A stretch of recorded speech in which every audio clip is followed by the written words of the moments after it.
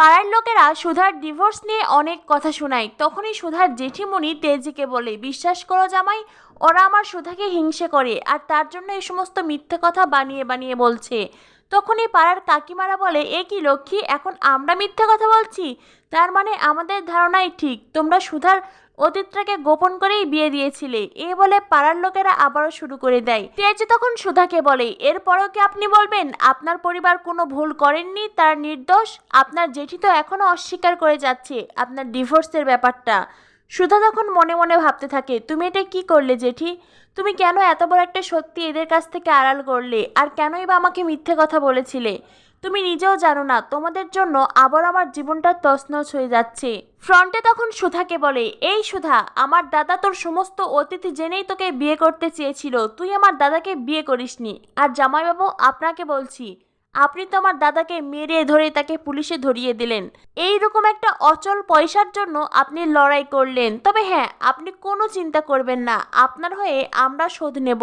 এই আচার্য পরিবারকে আমরা পাড়াছাড়া করব। আর এই সুধাকে তো এই বলে ফ্রন্টে সুধার হাত ধরতে চায়। আর তখনই তেজ ফ্রন্টেকে ঘুষি মারে, তাকে ইচ্ছে মতন মারধর করে। ফ্রন্টে বলে আমি তো, তেজ আবারও ফ্রন্টেকে ঘুষি মারে। ফ্রন্টেকে মেরে একদম বেহাল দশা করে দেয় তেজ। ফ্রন্টে বলে, জামাইবাবু আপনি আমাকে কেন মারলেন? আমি তো আপনার উপকার করতে এসেছিলাম, আপনাকে আসল সত্যি জানিয়ে দিলাম। পাড়ার লোকজন বলে, জামাই তুমি কেন ফ্রন্টেকে মারলে? ও তো তোমার উপকারই করেছে। এই আচার্য পরিবার তোমাদের পরিবারকে ঠকিয়েছে। তোমার ঠাম্মি তো নিষ্পাপ নিষ্কলঙ্ক মেয়ে চেয়েছিলেন, আর এরা কি করেছে? এই সুধার মতন ডিভোর্সি মেয়েকে তোমার ঘাড়ে গছিয়ে দিয়েছে। তেজ তখন বলে, এনাফ, আপনারা চুপ করুন আর একটাও কথা বলবেন না। সুধার ডিভোর্সের ব্যাপারে আমি বাইরের লোকদের কারো কাছ থেকে কোনো কথা শুনতে চাই না। এত সময় আপনারা অনেক কথা বলেছেন, আমি সব কিছু শুনেছি বুঝেছি। এবার আমি বলছি, আপনারা ভালো করে শুনুন। আপনারা যার নামে তখন থেকে এত বাজে বাজে কথা বলছেন, সেই সুধা আপনাদের পাড়ার সুধাময়ী আচার্য আর নেই। সে এখন বসু মল্লিক পরিবারের বড় নাত বউ। সে এখন সুধাময়ী বসু মল্লিক, বুঝতে পেরেছেন? তাই আমার স্ত্রীকে নিয়ে কোনো বাজে কথা বলার আগে আপনারা আমার সঙ্গে কথা বলবেন। আর হ্যাঁ, আপনারা যদি এরপর কখনো সুধা বা সুধার পরিবারকে এই সমস্ত বাজে কথা শোনাতে আসেন, তাহলে আমি এখানেও পুলিশ নিয়ে আসব। পাড়ার লোকজন তখন বেশ ঘাবড়ে যায়। তারা বলে, জামাই আমরা তো তোমার ভালোর জন্যই। তেজ বলে, আর কোনো কথা নয়, আপনারা এখন এখান থেকে যান, যান বলছি।